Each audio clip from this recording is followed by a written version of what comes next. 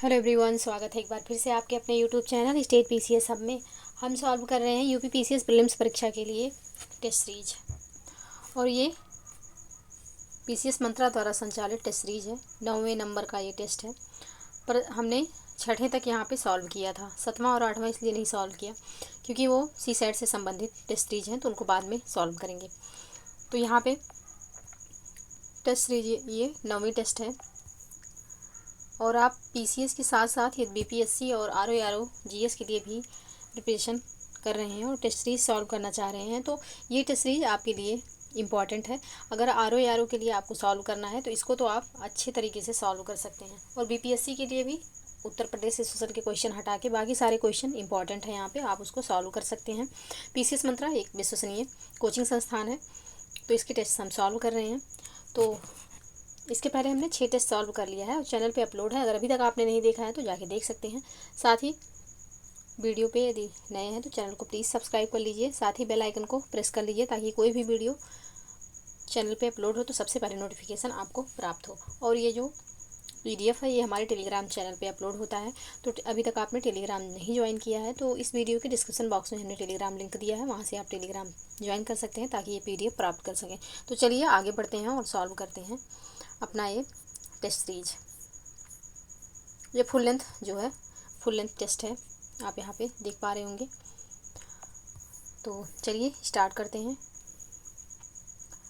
यहाँ पे पहला प्रश्न है कि किस अभिलेख में सर्वप्रथम शून्य का अभिलेखीय साक्ष्य प्राप्त होता है? पुलकेशिन का बादामी अभिलेख, धनदेव का अयोध्या अभिलेख, भोजदेव का ग्वालियर अभिलेख या फिर अशोक का मास्की अभिलेख।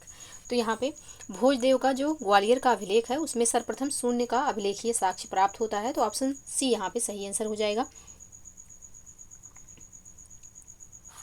नेक्स्ट प्रश्न है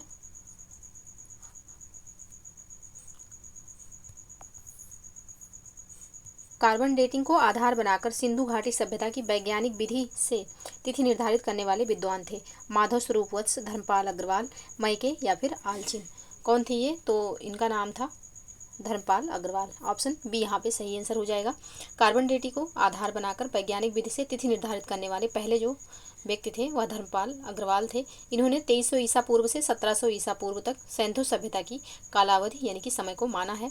कार्बन डेटिंग के आधार पर सिंधु घाटी सभ्यता का समय जो है यह 2300 ईसा पूर्व से 1700 ईसा पूर्व तक है। माधव स्वरूप जो थे इन्होंने मेसोपोटामिया सभ्यता के आधार पर सिंधु घाटी सभ्यता का निर्धारण किया था, तो ऑप्शन बी यहाँ पे बिल्कुल सही आंसर हो जाएगा। नेक्स्ट प्रश्न है वैदिक काल की प्रशासनिक संस्थानों में कौन सी एक कुलीन वर्गों की संस्था थी? सभा, समिति, विदथ या फिर गण। तो इसका जो सही आंसर हो जाएगा यह हो जाएगा सभा। सभा जो थी यह कुलीन वर्गों की एक संस्था थी। तो सिंधु घाटी सभ्यता में मुख्य रूप से 4 प्रकार की प्रशासनिक संस्थाएं थी। इनका नाम क्या था? तो ये सभा, समिति, विदथ एवं गण। सभा जो थी इसे पाप का विमोचन करने वाली संस्था भी कहा जाता था। सभा के अध्यक्ष को सभ्य कहा जाता था तथा सभा कुलीन वर्गों की संस्था थी जो वर्तमान में राज्यसभा की भांति कार्य करती थी। तो ऑप्शन यहाँ पे ए इसका सही आंसर हो जाएगा। और समिति जो थी तो समिति यह साधारण लोगों की संस्था थी। इसके अध्यक्ष को ईशान कहा जाता था। समिति का सबसे महत्वपूर्ण कार्य जो है वह राजा का चुनाव करना था। और साथ ही यहाँ पे विदथ, तो विदथ यह संस्था जो थी यह सैनिक, असैनिक एवं धार्मिक कार्यों से संबंधित थी। विदथ में नववधु का स्वागत, स्त्रियों की उपस्थिति व उपज का वितरण होता था। तो यहाँ पे इसका जो सही आंसर हो जाएगा यह हो जाएगा ऑप्शन ए। नेक्स्ट प्रश्न है बुद्ध के मृत्यु के बाद उनके अवशेषों को लेकर विवाद में मध्यस्थता करने वाले ब्राह्मण कौन थे? द्रोण, अनिरुद्ध, सुभद्र या फिर आनंद। कौन थे? तो ये जो ब्राह्मण थे ये थे द्रोण जी। ऑप्शन ए यहाँ पे सही आंसर हो जाएगा। तो प्राचीनतम बौद्ध ग्रंथ महापरिनिब्बाण सूत्र में वर्णित है कि बुद्ध की मृत्यु के बाद उनके अवशेषों को लेकर विवाद खड़ा हुआ। तब जो है द्रोण नामक ब्राह्मण ने मध्यस्थता कर इस संघर्ष को टाला और उसे बुद्ध के शरीर को 8 भागों में बांट दिया। तो यहाँ पे ऑप्शन ए इसका सही आंसर हो जाएगा। नेक्स्ट प्रश्न है अशोक के किस अभिलेख को फिरोज तुगलक ने मीनार ए जरीन अर्थात स्वर्ण स्तंभ कह के संबोधित किया? दिल्ली टोपरा स्तंभ लेख, प्रयाग स्तंभ लेख, दिल्ली मेरठ स्तंभ लेख या फिर लौरिया नंदनगढ़ स्तंभ लेख। तो इसका जो सही आंसर हो जाएगा यह हो जाएगा ऑप्शन ए। दिल्ली टोपरा स्तंभ लेख को फिरोज तुगलक ने मीनार ए जरीन के नाम से यानी कि स्वर्ण स्तंभ कहकर जो है संबोधित किया था, तो ऑप्शन ए यहाँ पे सही आंसर हो जाएगा। नेक्स्ट प्रश्न है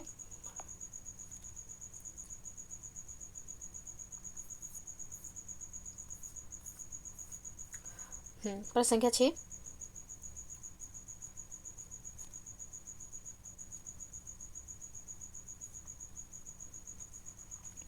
स्तूप और उनके खोजकर्ता के गलत युग्म की पहचान कीजिए। ऑप्शन ए है सांची स्तूप जनरल रायलट। ऑप्शन बी है अमरावती स्तूप कर्नल मैकेंजी। ऑप्शन सी है नागार्जुन कोंडा स्तूप लांगहस्ट। ऑप्शन डी है भरहुत स्तूप इलियट। तो कौन सा यहाँ पे गलत युग्म है उसकी पहचान करना है। तो यहाँ पे जो भरहुत स्तूप दिया हुआ है इसके खोजकर्ता इलियट नहीं है, तो ये जो है गलत है और गलत युग्म की पहचान करना है। तो ऑप्शन डी यहाँ पे सही आंसर हो जाएगा। भरहुत जो स्तूप है इसके खोजकर्ता कनिंघम थे, ना कि इलियट थे। तो ऑप्शन डी यहाँ पे सही आंसर हो जाएगा। नेक्स्ट प्रश्न है नालंदा विश्वविद्यालय से संबंधित कथनों पर विचार कीजिए। पहला है इसकी स्थापना कुमारगुप्त प्रथम द्वारा की गई थी। दूसरा कथन है ह्वेनसांग के समय शीलभद्र यहाँ के कुलपति थे। तीसरा कथन है हर्ष ने 100 गाँव की आय नालंदा के खर्च हेतु दान में दिया था। चौथा कथन है धर्मपाल ने नालंदा का पुनरुद्धार किया था। तो यहाँ पे कौन सा कथन सही है, कूट का प्रयोग करके यहाँ पे सही उत्तर का चयन करना है।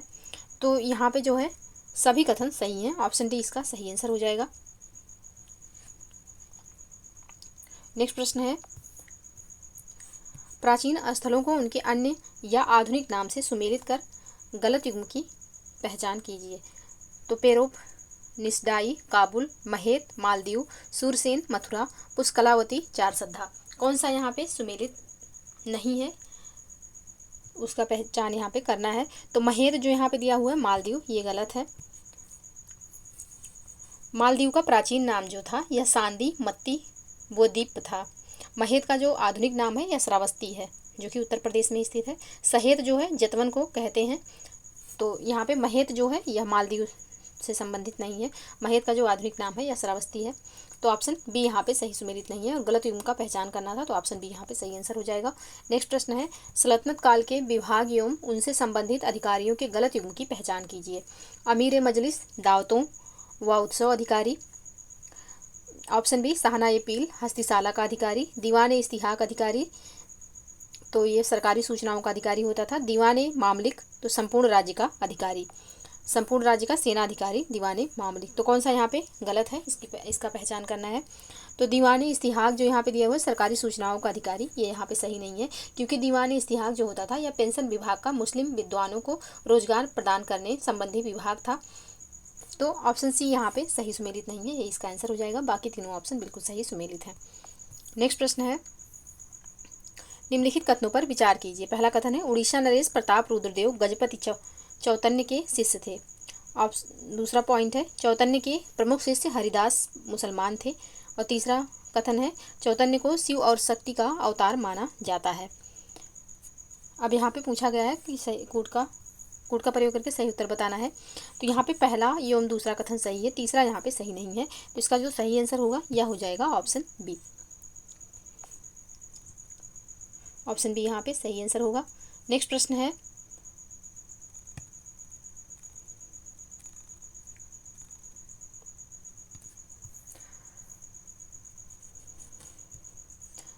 धन हृदय में रोग के समान परंतु हाथ में औषधि के समान है। उपरोक्त कथन किस प्रमुख सूफी संत से संबंधित है। शेख मियाँ मीर, ख्वाजा बाकी बिल्ला, शेख अहमद सरहिंदी या फिर बहाउद्दीन जकारिया। किसका ये कथन है। तो ये कथन जो है यह बहाउद्दीन जकारिया का है। ऑप्शन डी यहाँ पे सही आंसर हो जाएगा। इन्होंने ही कहा था कि धन जो है यह हृदय में रोग के समान है परंतु हाथ में औषधि के समान है। ऑप्शन डी यहाँ पे सही आंसर हो जाएगा। नेक्स्ट प्रश्न है मध्यकालीन इतिहास में भारत के किस राज्य में एक तिब्बती शरणार्थी ने राज किया। बंगाल, जौनपुर, कश्मीर या फिर हिमाचल। किस में राज किया एक तिब्बती शरणार्थी ने। तो इसका सही आंसर हो जाएगा ऑप्शन सी कश्मीर में।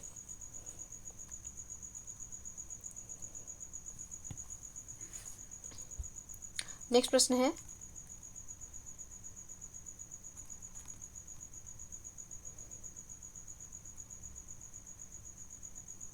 प्रश्न संख्या 13 किस मध्यकालीन राजपूत राजा ने संगीत राज, संगीत मीमांसा और संगीत रत्नाकर जैसे ग्रंथों की रचना की। बप्पा रावल, राणा चूड़ा, राणा कुंभा, मोकल। किसने जो है संगीत राज, संगीत मीमांसा और संगीत रत्नाकर जैसे ग्रंथों की रचना की है। तो ये रचना जो है यह किसके द्वारा की गई है। तो यह की गई है राणा कुंभा के द्वारा। ऑप्शन सी यहाँ पे सही आंसर हो जाएगा। नेक्स्ट प्रश्न है मध्यकाल में लिखी गई पुस्तक और उनके लेखकों के गलत युग्म की पहचान कीजिए। बारहमासा, सुंदर कवि, वीर सिंह देव चरित्र, केशवदास, सिंहासन बतीसी, पंडित जगन्नाथ, फारसी प्रकाश, पदम शंकर।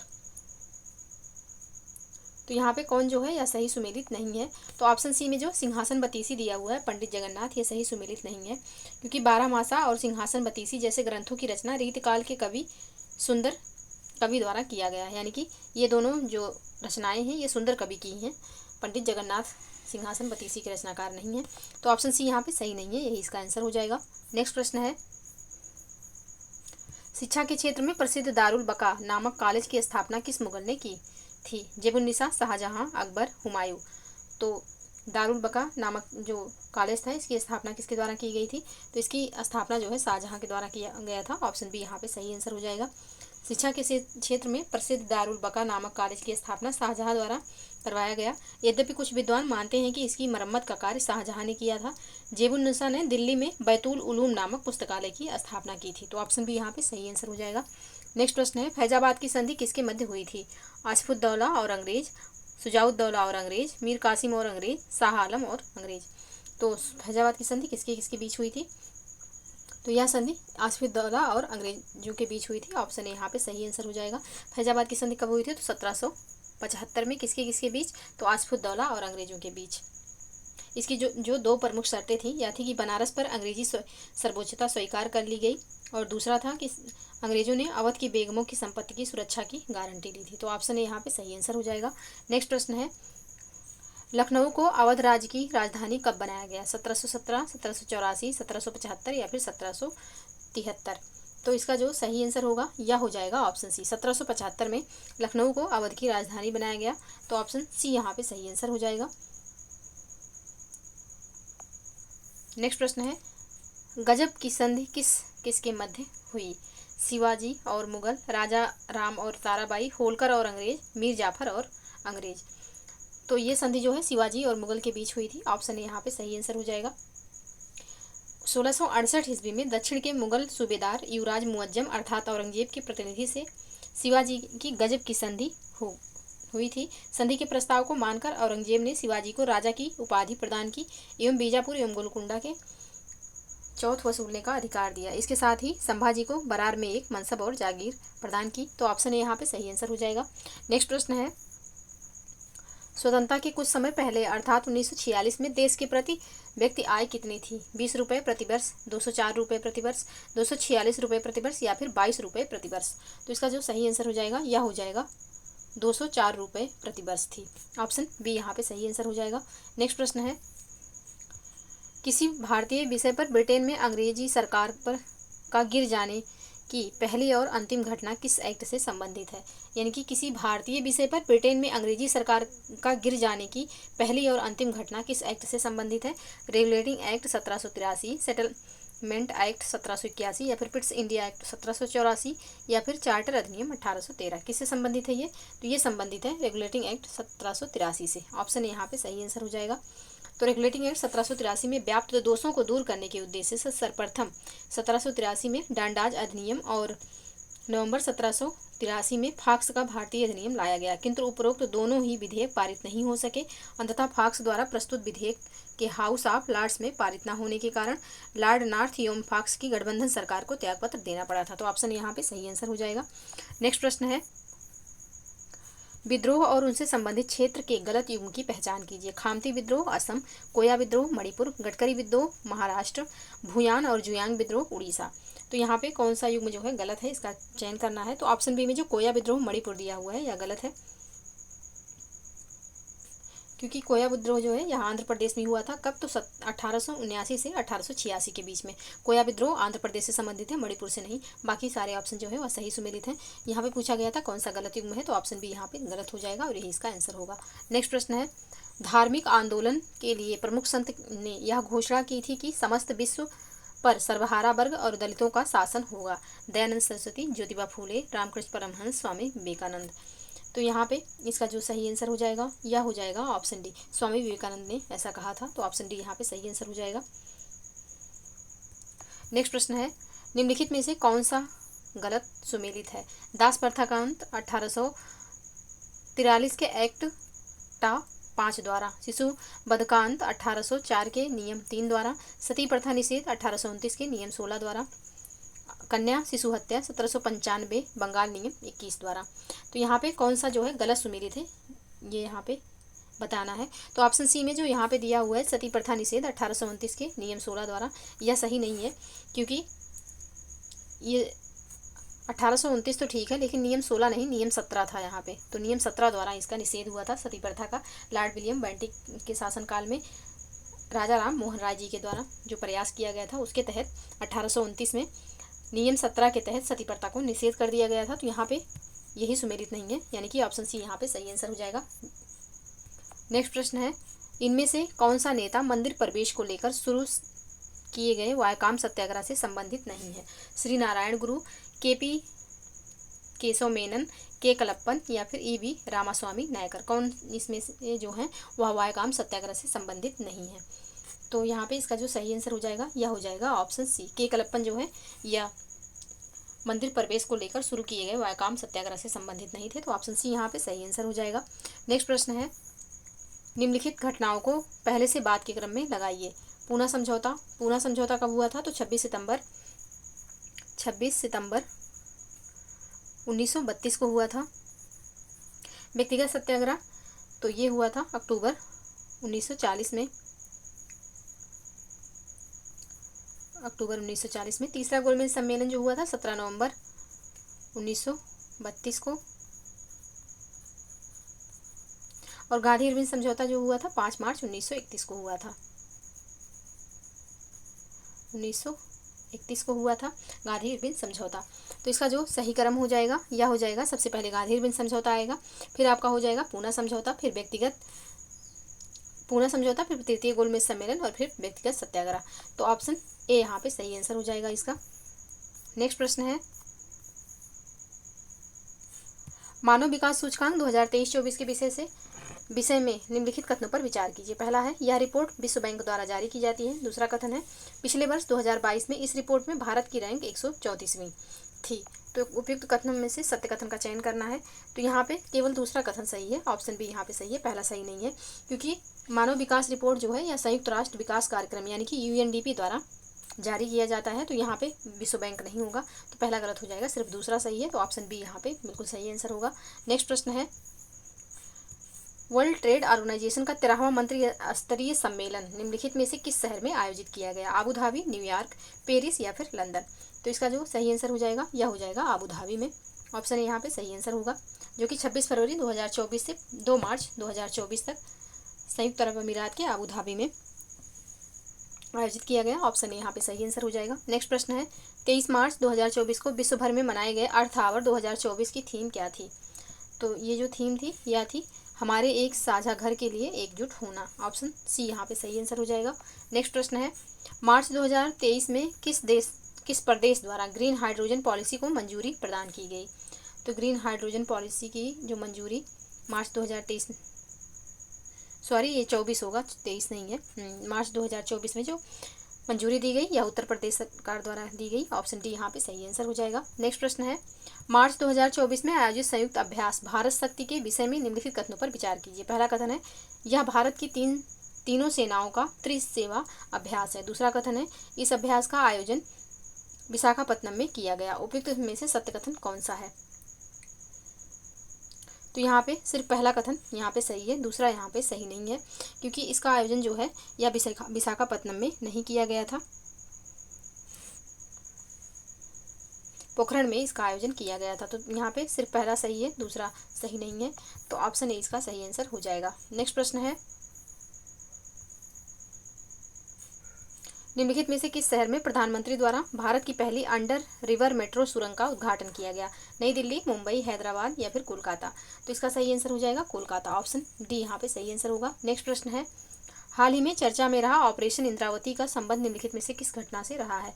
तो ऑपरेशन इंद्रावती जो है यह संबंधित है हैती से अपने नागरिकों को निकालने की भारत की पहल है ऑपरेशन इंद्रावती। तो ऑप्शन ए यहाँ पे सही आंसर हो जाएगा। नेक्स्ट प्रश्न है, मार्च 2024 में निम्नलिखित में से कौन सा देश नाटो का 32वां सदस्य बना? सर्बिया, न्यूजीलैंड, स्वीडन या फिर आइसलैंड? कौन बना है? तो ये बना है स्वीडन। ऑप्शन सी यहाँ पे सही आंसर हो जाएगा। 21वां सदस्य यहाँ पे फिनलैंड था और जो 31वां फिनलैंड था, 32वां जो है स्वीडन हो गया है। तो ऑप्शन सी यहाँ पे सही आंसर होगा। नेक्स्ट प्रश्न है, संयुक्त नौसेना अभ्यास समुद्र लक्ष्मण के विषय में निम्नलिखित कथनों पर विचार कीजिए। पहला कथन है, यह भारतीय नौसेना और मलेशिया की नौसेना का संयुक्त युद्धाभ्यास है। दूसरा कथन है, इस युद्ध अभ्यास का आयोजन विशाखापत्तनम में किया गया। तीसरा है, यह युद्धाभ्यास का तीसरा संस्करण था। अब यहाँ पे सत्य कथन का चयन करना है, कौन सा कथन यहाँ पे सही है। तो यहाँ पे तीनों कथन बिल्कुल सही है। ऑप्शन डी यहाँ पे सही आंसर हो जाएगा। नेक्स्ट प्रश्न है, हाल ही में सर्वोच्च न्यायालय द्वारा ग्रेट इंडियन बस्टर्ड के खतरे से निपटने के लिए किसकी अध्यक्षता में एक विशेषज्ञ समिति की नियुक्ति की गई? न्यायमूर्ति मनोज मिश्रा, मुख्य न्यायमूर्ति डी.वाई. चंद्रचूड़, न्यायमूर्ति संजीव खन्ना या फिर न्यायमूर्ति बेला त्रिवेदी? किसकी अध्यक्षता में एक विशेषज्ञ समिति का गठन हुआ है? तो यह गठन हुआ है मुख्य न्यायमूर्ति डी.वाई. चंद्रचूड़ के अध्यक्षता में। तो ऑप्शन बी यहाँ पे सही आंसर हो जाएगा। नेक्स्ट प्रश्न है, हाल ही में किस द्वीप पर भारतीय नौसेना द्वारा INS जटायु बेस स्थापित किया गया? कावरत्ती, मिनिकॉय, माजुली या फिर दमन एवं दीव? तो इसका सही आंसर हो जाएगा ऑप्शन बी, मिनिकॉय द्वीप पर INS जटायु बेस स्थापित किया गया। तो ऑप्शन बी यहाँ पे सही आंसर होगा। नेक्स्ट प्रश्न है, हाल ही में किसे भारतीय पैरालंपिक समिति का नया अध्यक्ष चुना गया? तो भारतीय पैरालंपिक का नया अध्यक्ष यहाँ पे चुना गया है देवेंद्र झाझरिया जी को। ऑप्शन यहाँ पे सही आंसर होगा। नेक्स्ट प्रश्न है, मार्च 2024 में चर्चित निम्नलिखित दिवस और उनके थीम के विषय में निम्नलिखित पर विचार कीजिए। अंतर्राष्ट्रीय वन दिवस वन और नवाचार, विश्व जल दिवस शांति के लिए जल, अंतर्राष्ट्रीय महिला दिवस महिलाओं में निवेश करें प्रगति में तेजी लाएं। तो कौन सा यहाँ पे सही सुमेलित है? तो यहाँ पे तीनों जो दिवस और उनका विषय दिया हुआ है तीनों बिल्कुल सही सुमेलित है। ऑप्शन डी यहाँ पे सही आंसर हो जाएगा। नेक्स्ट प्रश्न है, मार्च 2024 में मिस वर्ल्ड 2024 का खिताब जीतने वाली क्रिस्टीना पिस्कोवा निम्नलिखित में से किस देश से संबंधित है? तो क्रिस्टीना पिस्कोवा जो है यह किस देश से संबंधित है? या चेक गणराज्य से संबंधित है। ऑप्शन सी यहाँ पे सही आंसर होगा। नेक्स्ट प्रश्न है, ब्रह्मांड की विस्तार और उनकी संरचना के बारे में निम्नलिखित कथनों पर विचार करें। पहला कथन है, ब्रह्मांड की विस्तार की दर को हबल स्थिरांक के रूप में जाना जाता है। दूसरा कथन है, डार्क मैटर ब्रह्मांड का वह हिस्सा है जो ऊर्जा उत्पन्न करता है और तारों के बीच अंतरिक्ष को भरता है। तीसरा कथन है, हमारे निकटतम आकाशगंगा समूह को लोकल ग्रुप कहा जाता है। और चौथा कथन है, ब्रह्मांड की कुल द्रव्यमान ऊर्जा का लगभग 68% डार्क एनर्जी का है। अब यहाँ पे सत्य कथन का चयन करना है, कौन सा कथन यहाँ पे सत्य है। तो यहाँ पे पहला सही है, तीसरा सही है और चौथा भी सही है, दूसरा यहाँ पे सही नहीं है। तो इसका जो सही आंसर हो जाएगा यह हो जाएगा ऑप्शन सी। नेक्स्ट प्रश्न है, भूकंप के प्रभाव और उनके प्रबंधन पर विचार करें। पहला कथन है, भूकंप के दौरान उत्पन्न होने वाली सुनामी भूकंप का एक द्वितीयक प्रभाव है जो समुद्र जल में अचानक परिवर्तन के कारण उत्पन्न होती है। दूसरा कथन है, भूकंप प्रतिरोधी संरचनाओं के निर्माण के लिए बेस आइसोलेशन तकनीकी का उपयोग किया जाता है जिससे इमारतों को भूकंप के झटकों से बचाया जा सकता है। तीसरा कथन है, पृथ्वी की सतह के नीचे प्लेटों के किनारों के फंसने और फिर अचानक रिलीज होने से भूकंप उत्पन्न होता है। चौथा कथन है, भारत में राष्ट्रीय भूकंप विज्ञान केंद्र यानी कि नेशनल सेंटर फॉर सिस्मोलॉजी भूकंप की निगरानी और पूर्वानुमान के लिए जिम्मेदार है। यहाँ पे सत्य कथन का चयन करना है, कौन कौन सा कथन यहाँ पे सही है। तो यहाँ पे चारों कथन बिल्कुल सही है, ऑप्शन डी इसका सही आंसर हो जाएगा। चारों कथन बिल्कुल सही है। नेक्स्ट प्रश्न है, महासागरीय लवणता पर प्रभाव डालने वाले कारकों के बारे में निम्नलिखित कथनों पर विचार कीजिए। पहला है, महासागरों में लवणता समुद्री धाराओं द्वारा प्रभावित होती है। गर्म धाराएं लवणता को कम करती हैं जबकि ठंडी धाराएं लवणता को बढ़ाती हैं। दूसरा कथन है, स्थिर पानी वाले समुद्रों की लवणता समानता अधिक होती है जैसे कि लाल सागर की लवणता भूमध्य सागर से अधिक होती है। तीसरा कथन है, नदियों के डेल्टा क्षेत्र में महासागरीय लवणता कम होती है क्योंकि नदियों से बहकर आने वाला ताज़ा पानी समुद्र के पानी को पतला कर देता है। चौथा कथन है, ज्वारीय गतिविधियों का महासागरीय लवणता पर कोई प्रभाव नहीं पड़ता। तो यहाँ पे कौन सा कथन सही है? चौथा यहाँ पे सही नहीं है क्योंकि इसका जो प्रभाव ज्वारीय गतिविधियों का भी प्रभाव महासागरीय लवणता पर पड़ता है। तो चौथा यहाँ पे गलत है, बाकी पहला, दूसरा एवं तीसरा कथन यहाँ पे बिल्कुल सही है। तो ऑप्शन डी यहाँ पे सही आंसर हो जाएगा। नेक्स्ट प्रश्न है, प्रति चक्रवात यानी कि एंटी साइक्लोन के संदर्भ में प्रतिचक्रवात यानी कि एंटी साइक्लोन के संदर्भ में निम्नलिखित में से कौन सा कथन सही नहीं है। पहला है प्रतिचक्रवात का केंद्र उच्च दबाव का क्षेत्र होता है। दूसरा ऑप्शन है यानी कि ऑप्शन बी, प्रतिचक्रवात में हवाएं केंद्र से बाहर की ओर बहती हैं। तीसरा ऑप्शन है प्रतिचक्रवात का निर्माण उष्णकटिबंधीय क्षेत्रों में होता है। और चौथा कथन है प्रतिचक्रवात आमतौर पर शुष्क और शांत मौसम के कारण होते हैं। तो यहाँ पे इसका जो पूछा गया कौन सा सही नहीं है, तो यहाँ पे ऑप्शन सी में जो दिया हुआ है कि प्रतिचक्रवात का निर्माण उष्णकटिबंधीय क्षेत्रों में होता है, यह यहाँ पे सही नहीं है। ऑप्शन सी यहाँ पे सही आंसर हो जाएगा। तो प्रतिचक्रवात जो है इसका निर्माण मुख्य रूप से ठंडे और शुष्क क्षेत्रों में होता है, ना कि उष्णकटिबंधीय क्षेत्रों में। तो ऑप्शन सी यहाँ पे सही नहीं है, क्योंकि प्रश्न में पूछा गया है कौन सा यहाँ पे सही नहीं है, तो ऑप्शन सी इसका सही आंसर हो जाएगा। नेक्स्ट प्रश्न है, किस देश को कॉफी का जन्म स्थान माना जाता है? ब्राजील, इथोपिया, कोलंबिया या फिर वियतनाम? कॉफी का जन्म स्थान कौन सा देश है? तो कॉफी का जन्म स्थान इथोपिया को माना जाता है। ऑप्शन बी यहाँ पे सही आंसर हो जाएगा। इथोपिया को कॉफी का जन्म स्थान माना जाता है। इतिहासकारों के अनुसार कॉफी की खोज सबसे पहले इथोपिया में हुई थी और यह यहीं से पूरी दुनिया में फैले। तो ऑप्शन बी बिल्कुल सही आंसर होगा। नेक्स्ट प्रश्न है, निम्नलिखित देशों को उनके प्रमुख ऊर्जा संस्थानों से मिलाएं। देश और ऊर्जा संसाधन। नॉर्वे, तो नॉर्वे जो है यह जल विद्युत का प्रमुख स्रोत है। सऊदी अरब, तो सऊदी अरब में कच्चा तेल का जो है सबसे बड़ा उत्पादक है सऊदी अरब। रूस जो है, तो रूस प्राकृतिक गैस का प्रमुख निर्यातक है। और फ्रांस जो है यह परमाणु ऊर्जा का सबसे बड़ा ऊर्जा पूरा करता है परमाणु ऊर्जा से। तो इसका जो सही कोड हो जाएगा यह हो जाएगा 2 3 4 1। 2 3 4 1 ऑप्शन बी में है, तो ऑप्शन बी इसका सही आंसर हो जाएगा। नेक्स्ट प्रश्न है, निम्नलिखित कथनों पर विचार करें। पहला कथन है, मंगोलिया पठार विश्व का सबसे ठंडा पठार। लेब्राडोर पठार कनाडा में स्थित है और यह मुख्यतः खनिज संसाधनों के लिए जाना जाता है। तीसरा कथन है, कोलोराडो पठार अमेरिका के पश्चिमी भाग में स्थित है और यह एक प्रमुख जलवायु क्षेत्र के रूप में जाना जाता है। चौथा कथन है, इथोपियाई पठार अफ्रीका की ग्रेट रिफ्ट वैली के निकट स्थित है और यह कृषि में महत्वपूर्ण है। अब यहाँ पे कौन से सही सुमेलित हैं, इनका चयन करना है, कौन कौन से कथन यहाँ पे सही सुमेलित हैं। तो यहाँ पे दूसरा एवं चौथा, यानी कि दूसरा में जो दिया हुआ है लेब्राडोर पठार कनाडा में स्थित और यह मुख्यतः खनिज संसाधनों के लिए जाना जाता है, बिल्कुल सही है।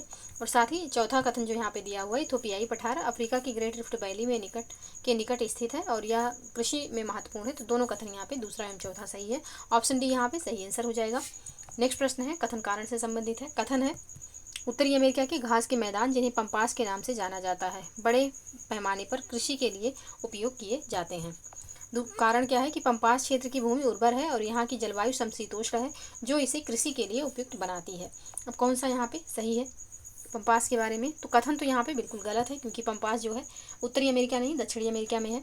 तो ऑप्शन डी यहाँ पे सही आंसर हो जाएगा। कथन गलत है लेकिन कारण सही है। पंपास घास का मैदान जो है दक्षिण अमेरिका में स्थित है। तो यहाँ पे कथन जो है इसका गलत हो जाएगा, कारण सिर्फ सही है। ऑप्शन डी यहाँ पे सही आंसर होगा। नेक्स्ट प्रश्न है,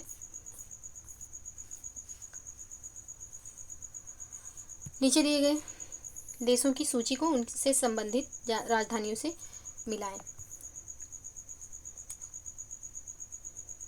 तो कजाकिस्तान की राजधानी आस्ताना है। जाम्बिया की राजधानी जो है यह हो जाएगी लुसाका, जाम्बिया की राजधानी लुसाका। और इथोपिया की राजधानी जो होगी यह हो जाएगी अदिस अबाबा और पराग्वे की राजधानी असंसियन है। तो इसका जो सही कोड होगा यह हो जाएगा 3 1 2 4। 3 1 2 4 ऑप्शन ए में है, तो ऑप्शन ए इसका सही आंसर हो जाएगा। नेक्स्ट प्रश्न है, हाल ही में चर्चित मास्को पीरो जनजाति का संबंध है अमेजन वर्षा वन से, पूर्ववर्ती यूगोस्लाविया से, वांटू परिवार से संबंधित दक्षिणी अफ्रीका से या फिर आर्कटिक वृंत व ग्रीनलैंड से। तो इसका जो संबंध है यह अमेजन वर्षा वन से है। ऑप्शन ए यहाँ पे सही आंसर हो जाएगा। मास्को पीरो जो है दुनिया की सबसे बड़ी संपर्क रहित जनजाति है, जिसके 750 से ज़्यादा सदस्य हैं। वे पारंपरिक रूप से अमेजन वर्षा वन में अलग थलग रहते हैं। तो ऑप्शन ए यहाँ पे सही आंसर हो जाएगा। नेक्स्ट प्रश्न है, यहाँ पे एक तरफ दिया हुआ है पर्वत शिखर और दूसरी तरफ द्वीप दिया हुआ है। तो सैंडल पीक जो है यह उत्तरी अंडमान में स्थित है। माउंट डियाबोली मध्य अंडमान में। और माउंट कियोबो जो है यह दक्षिण अंडमान में स्थित है। माउंट तो यह ग्रेट निकोबार में स्थित है। तो इसका जो सही कूट होगा यह हो जाएगा 3, 1, 2, 4। 3, 1, 2, 4 ऑप्शन ए में है, तो ऑप्शन ए इसका सही आंसर हो जाएगा। नेक्स्ट प्रश्न है, निम्नलिखित में से कौन सा कथन सही नहीं है। ऑप्शन ए है दक्कन ट्रैप का निर्माण ज्वालामुखी उद्गार से हुआ। ऑप्शन बी है मालवा का पठार ज्वालामुखी से निर्मित है। ऑप्शन सी मेघालय का पठार प्रायद्वीपीय पठार का ही विस्तार है। ऑप्शन डी धारवाड़ का पठार आग्नेय शैलों से निर्मित है। तो यहाँ पे ऑप्शन डी में जो है कि ऑप्शन डी में जो यहाँ पे दिया हुआ है कि मेघालय का धारवाड़ का पठार आग्नेय चट्टानों से निर्मित है, तो ये गलत है और यही इसका आंसर हो जाएगा, क्योंकि यहाँ पे पूछा गया कौन सा सही नहीं है। तो ऑप्शन डी यहाँ पे सही आंसर हो जाएगा। जो धारवाड़ का पठार है या रूपांतरित चट्टानों से निर्मित है, ना कि आग्नेय। तो ऑप्शन डी यहाँ पे सही आंसर हो जाएगा। नेक्स्ट प्रश्न है, निम्नलिखित कथनों में से कौन सा कथन सही है। यहाँ है पहला है हिमालय पर्वत श्रृंखला का निर्माण प्राथमिक मेटामॉर्फिक चट्टानों से हुआ है। दूसरा कथन है दक्षिण हिमालय में सातपुड़ा रेंज का प्रमुख हिस्सा पाया जाता है। तीसरा है हिमालय पर्वत टेथिस के अवसादों के बलन से संदर्भित है। और चौथा कथन है लद्दाख और जांस्कर पर्वत श्रृंखलाएं गैर संगठित संरचनाओं का हिस्सा हैं। तो कौन सा यहाँ पे सही है। तो यहाँ पे पहला एवं तीसरा कथन जो दिया हुआ है ये सही है, दूसरा एवं चौथा यहाँ पे सही नहीं है। तो इसका जो सही आंसर हो जाएगा यह हो जाएगा ऑप्शन बी। ऑप्शन बी यहाँ पे सही आंसर होगा। नेक्स्ट प्रश्न है, निम्नलिखित कथनों पर विचार कीजिए। पहला कथन है दिफू दर्रा भारत म्यांमार के बीच स्थित पारंपरिक व्यापारिक मार्ग है। दूसरा कथन है नाथुला दर्रा सिक्किम में स्थित है और प्राचीन रेशम मार्ग की शाखा है। तीसरा है सिनला दर्रा तिब्बत के भोटिया लोगों के लिए प्राचीन व्यापार मार्ग का हिस्सा था। चौथा है सतलज नदी रोहतांग दर्रे से भारत में प्रवेश करती है। उपयुक्त में से कौन सा कथन सही है। तो यहाँ पे दिफू दर्रा भारत एवं म्यांमार के बीच स्थित पारंपरिक व्यापारिक मार्ग है, बिल्कुल सही है।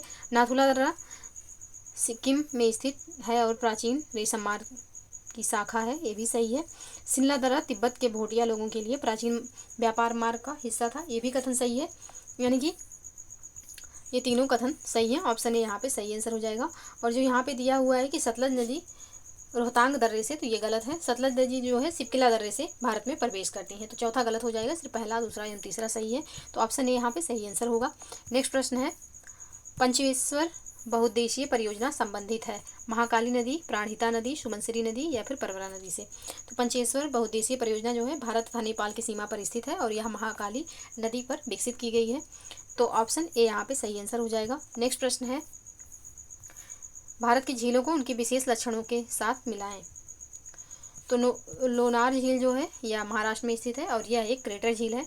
बुलर झील, तो बुलर झील जो है यह मीठे पानी की झील है। चिल्का झील, तो चिल्का जो है यह व्यापार केंद्र का उल्लेख है एवं पुष्कर झील, तो चिल्का झील पौराणिक व्यापार केंद्र का केंद्र है और पुष्कर झील पवित्र झील है। तो इसका जो सही कूट होगा यह हो जाएगा 1, 3, 2, 4। 1, 3, 2, 4 ऑप्शन ए में है, ऑप्शन ए इसका सही आंसर हो जाएगा।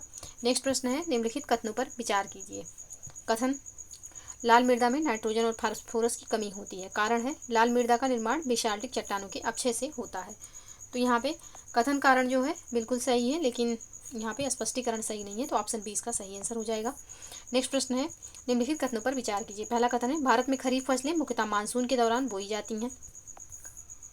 दूसरा कथन है रबी फसलें शीतकालीन फसलें होती हैं जिन्हें अक्टूबर नवंबर में बोया जाता है और मार्च अप्रैल में काटा जाता है। तीसरा है झूम कृषि का अभ्यास मुख्य रूप से भारत के पश्चिमी तटीय क्षेत्रों में किया जाता है। अब यहाँ पे कौन सा कथन सही है। यहाँ तो यहाँ पे पहला एवं दूसरा कथन सही है, तीसरा यहाँ पे सही नहीं है, तो इसका जो सही आंसर हो जाएगा यह हो जाएगा ऑप्शन ए। झूम कृषि मुख्य रूप से उत्तर पूर्वी भारत में की जाती है, ना कि पश्चिमी तटीय क्षेत्रों में। तो यहाँ पे पश्चिमी तटीय क्षेत्र में दिया हुआ है, तो तीसरा गलत हो जाएगा। सिर्फ पहला दूसरा सही है, तो ऑप्शन ए यहाँ पे सही आंसर होगा। नेक्स्ट प्रश्न है, निम्नलिखित में से कौन सही नहीं है। म्यांमार तिल उत्पादन में विश्व में प्रथम है। कर्नाटक तिल उत्पादन में अग्रणी राज्य है। उत्तर भारत में तिल खरीफ की फसल है। दक्षिण भारत में तिल रबी की फसल है। तो यहाँ पे निम्नलिखित में से कौन सा सही नहीं है ये पूछा गया है।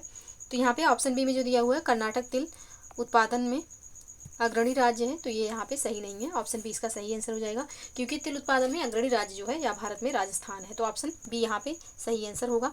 नेक्स्ट प्रश्न है, निम्नलिखित में से कौन सुमेलित नहीं है? थारू जनजाति संयुक्त परिवार प्रथा, बुक्सा जनजाति अनुलोम एवं प्रतिलोम विवाह, जौनसारी जनजाति बहुपति प्रथा, गोंड जनजाति मंगोलायड प्रजाति। कौन सा यहाँ पे सही सुमेलित नहीं है? तो इसका जो सही आंसर हो जाएगा यह हो जाएगा ऑप्शन डी, गोंड जनजाति जो मंगोलायड प्रजाति दिया हुआ है सही नहीं है, क्योंकि गोंड जो है या दरबेड़ियन प्रजाति के माने जाते हैं जो भारत की आदिम प्रजाति है। तो ऑप्शन डी यहाँ पे सही आंसर नहीं है, यानी कि सही सुमेलित नहीं है और यही इसका आंसर हो जाएगा। बाकी ये तीनों पॉइंट बिल्कुल सही सुमेलित हैं। नेक्स्ट प्रश्न है, प्रकाश वर्ष के बारे में निम्नलिखित कथनों पर विचार कीजिए। पहला कथन है प्रकाश वर्ष समय की एक इकाई है। दूसरा है प्रकाश वर्ष दूरी की एक इकाई है। तीसरा है प्रकाश वर्ष एक जूलियन वर्ष में प्रकाश द्वारा तय की गई दूरी के बराबर होता है। अब यहाँ पे उपरोक्त कथनों में से कौन सा कथन सही है यहाँ है? तो इसका जो सही कथन हो जाएगा यहाँ पे दूसरा एवं तीसरा कथन सही है, पहला यहाँ पे सही नहीं है। तो ऑप्शन बी इसका सही आंसर हो जाएगा, क्योंकि प्रकाश वर्ष वास्तव में दूरी की एक इकाई है, समय की नहीं। तो ऑप्शन बी यहाँ पे सही आंसर होगा। नेक्स्ट प्रश्न है, थर्मामीटर के बारे में निम्नलिखित कथनों पर विचार कीजिए। पहला है पारा ऊष्मा का खराब संवाहक है। दूसरा कथन है पारा अत्यधिक परावर्तक होता है जिससे इसे पढ़ना आसान हो जाता है। तीसरा कथन है पारे का हिमांक कम क्वथनांक अधिक होता है। चौथा कथन है पारा कांच से चिपकता है जो तापमान रीडिंग को प्रभावित कर सकता है। अब कौन सा कथन यहाँ पे सही है किसके बारे में? तो पारे के बारे में, थर्मामीटर के पारे के बारे में यहाँ पे कौन सा कथन सही है? तो यहाँ पे दूसरा तीसरा कथन सही है, पहला एवं चौथा सही नहीं है। तो ऑप्शन बी यहाँ पे सही आंसर हो जाएगा। पारा ऊष्मा का जो है खराब संवाहक होता है, यह गलत कथन है, क्योंकि पारा जो है वास्तव में ऊष्मा का अच्छा संवाहक होता है जो कि सटीक तापमान मापने के लिए आवश्यक है। ऑप्शन बी यहाँ पे सही आंसर हो जाएगा। नेक्स्ट प्रश्न है, भार और द्रव्यमान के बारे में निम्नलिखित कथनों पर विचार कीजिए। पहला कथन है भार एक अदिश राशि है। दूसरा कथन है द्रव्यमान एक सदिश राशि है। तीसरा कथन है भार स्थान के साथ बदलता है लेकिन द्रव्यमान स्थिर रहता है। उपयुक्त कथनों में से कौन सा कथन सही है यहाँ? तो यहाँ पे पहला एवं तीसरा कथन सही है, दूसरा यहाँ पे सही नहीं है, पहला एवं तीसरा सही हो जाएगा। तो ऑप्शन सी इसका सही आंसर होगा। द्रव्यमान जो है यह सदिश राशि नहीं है, यह भी एक अदिश राशि है। तो यहाँ पे दूसरा कथन गलत हो जाएगा, पहला एवं तीसरा सही है। ऑप्शन सी के साथ यहाँ पे जाएंगे। नेक्स्ट प्रश्न है, निम्नलिखित में से कौन सुमेलित नहीं है? शक्ति जूल सेकेंड, ऊर्जा वाट, अश्वशक्ति 746 वाट, यांत्रिक ऊर्जा का एक रूप। कौन सा यहाँ पे सही सुमेलित नहीं है? तो इसका जो सही आंसर हो जाएगा यह हो जाएगा ऑप्शन बी, ऊर्जा का जो यहाँ पे वाट दिया हुआ है, तो ऊर्जा का जो मात्रक होता है यह एसआई मात्रक जूल होता है, ना कि वाट। वाट जो है यह शक्ति की इकाई है। तो ऑप्शन बी यहाँ पे सुमेलित नहीं है, यही इसका आंसर हो जाएगा। नेक्स्ट प्रश्न है, निम्नलिखित में से कौन सुमेलित नहीं है? ठोस इलास्टिसिटी, तरल वायुमंडलीय दबाव, गैस दबाव, तरल पृष्ठ तनाव। कौन सा यहाँ पे सुमेलित नहीं है? तो तरल जो है वायुमंडलीय दबाव जो यहाँ पे दिया हुआ है यह सही सुमेलित नहीं है, क्योंकि जो तरल होता है इसमें वायुमंडलीय दबाव नहीं होता है। वायुमंडलीय दबाव मुख्य रूप से गैसों से जुड़ा होता है, तरल पदार्थों से नहीं। तरल पदार्थ जो है यह दबाव, पृष्ठ तनाव और केशिकात्व जैसे गुण प्रदर्शित करते हैं, लेकिन वायुमंडलीय दबाव गैसीय अवस्था की विशेषता है। तो ऑप्शन बी यहाँ पे सही आंसर हो जाएगा। नेक्स्ट प्रश्न है, हीरे और संगमरमर के बारे में निम्नलिखित कथनों पर विचार कीजिए। पहला कथन है हीरा और संगमरमर दोनों ही खनिज हैं। दूसरा कथन है हीरा एक रूपांतरित चट्टान है। तीसरा है संगमरमर कार्बन का एक क्रिस्टलीय रूप है। और चौथा कथन है हीरा और संगमरमर दोनों ही अत्यधिक दबाव और तापमान में बनते हैं। अब यहाँ पे कौन सा कथन सही है? तो यहाँ पे पहला एवं चौथा कथन सही है, दूसरा एवं तीसरा कथन सही नहीं है, क्योंकि हीरा और संगमरमर दोनों ही खनिज हैं, यह कथन सही है। खनिज एक निश्चित रासायनिक संरचना और क्रिस्टलीय संरचना वाले प्राकृतिक रूप से पाए जाने वाले अकार्बनिक पदार्थ हैं। हीरा और संगमरमर दोनों ही इस परिभाषा में फिट बैठते हैं। तो यहाँ पे पहला एवं चौथा सही हो जाएगा, दूसरा एवं तीसरा सही नहीं है। नेक्स्ट प्रश्न है, निम्नलिखित में से कौन सुमेलित नहीं है? कठोर साबुन कास्टिक सोडा सोडियम हाइड्रोक्साइड से तैयार है। ऑप्शन बी, नरम साबुन कास्टिक सोडा यानी कि सोडियम हाइड्रोक्साइड से तैयार। ऑप्शन सी, कठोर साबुन धोने के लिए इस्तेमाल किया जाता है, नरम साबुन शरीर को साफ करने के लिए इस्तेमाल किया जाता है। तो कौन सा यहाँ पे सही सुमेलित नहीं है?